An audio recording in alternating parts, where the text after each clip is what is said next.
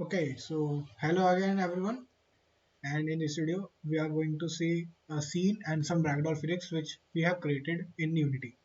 As you can see, this is a petrol station scene which I have actually imported from the Unity asset store, and it's called Simply Poly Petrol Station. It's available for free on asset store. You can download it, and very simply you can apply it. Just click on the folder and then go on to the scene folder. You can click on the petrol station and the scene will be loaded. Now after loading the scene, what I've done is actually import a 3D character. The character is this one, Latifa V2 3D, and it's also available for free.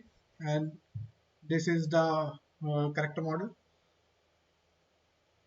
After that, I actually imported the character model into it and applied some ragdoll physics.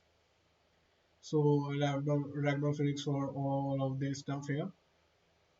I applied it, and then uh, I also added a main camera to demonstrate how it works. So in the game video, you can see how my character is in the T pose. Now, if I play the game, the ragdoll physics should work, and the character should fall to the ground. Let it compile,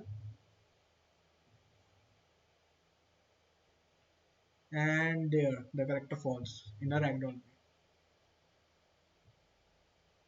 That was all for this one. Thank you.